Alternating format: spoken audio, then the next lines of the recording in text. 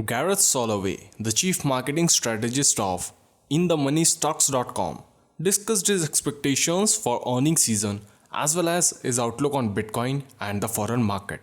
He said that volatility on the VIX has really declined recently. We saw Netflix miss on earnings as they really pulled forward a lot of their subscribers because of the pandemic and people being locked at home. It would be interesting to see Apple, Amazon, Google. Those are the ones that are going to drive the market overall. We have to also just keep an eye on interest rate. They have retraced from 1.75% on the 10-year high to about 1.58%. There could still be a little bit more downside, but you are getting in a realm where you are consolidating for the next push to 2%, and that would also put pressure on the market. Stocks have rallied so much, so you had these stocks during the pandemic or during the height of the pandemic 6 months ago or so, where their earnings were just no one thought they were going to be any good.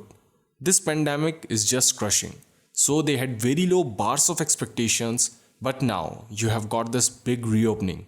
The stock prices have already gone up to reflect that. So, according to Gareth, there is no reason to buy, in fact, maybe a little profit taking in store. Everyone is assuming everything is going to be roses at this point. If inflation numbers would stay kind of under expectations, that's the bigger kicker right now. Where will all this money being thrown at the market from the Fed and the government? People are now assuming you are going to have this big pop in inflation. If we can see those numbers really be transitory, meaning that we get a little pop and then it kind of backs off, that would be really positive for equities. That's the one possibility. Last year, the whole theme was monetary stimulus really driving the markets. It seemed like quantitative easing back then in 2020 had a lot more significant impact on investor psyche than it does today. First of all, rates are already near zero. There's only so much they can do with the Fed funds rate. They can always print more, but the question is its diminishing return. So at some point, the market gets used to 100 billion a month or 120 billion a month. And if they go to 150, the question is, do the negatives outweigh the positives? Does that extra amount causes a bigger reaction in the inflation side of things versus the stimulus that it gives? You are essentially getting the market used to these drugs, which are the printing of money and pushing money into the system. And the market always wants more and bigger.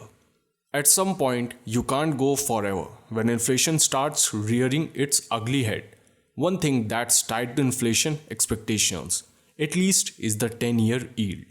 Soloway said that a big move is ahead for the Shanghai Composite Index.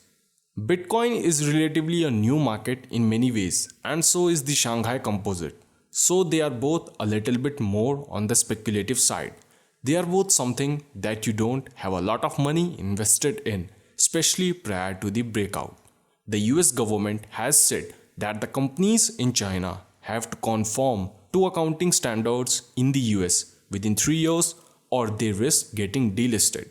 It's in China's interest to do this. And if you get more transparency and more openness in China, then you would see a massive influx of capital into their markets and this could absolutely come out to play.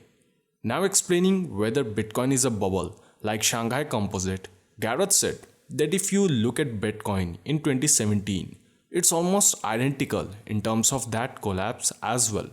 So if we turn over to Bitcoin, it's hard to call it actually a bubble. You generally want to focus on names that are the best of the breed. So whether it's Alibaba or Baidu, some of the smaller ones like IQ has been really discounted recently.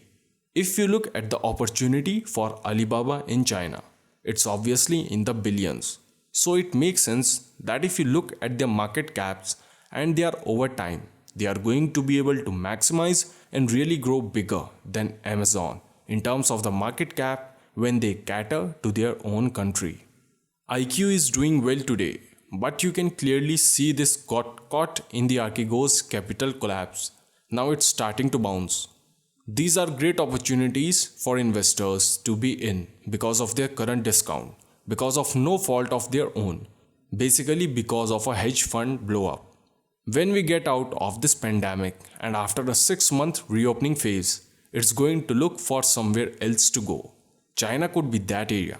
China relations over time will start to improve. They have been really hindered here between the Trump administration and the Joe Biden administration, but negotiations will continue to get things on a better course. Gareth adds up that Ether is probably one of the stronger ones that continues to actually be near the highs even with Bitcoin's recent pullback.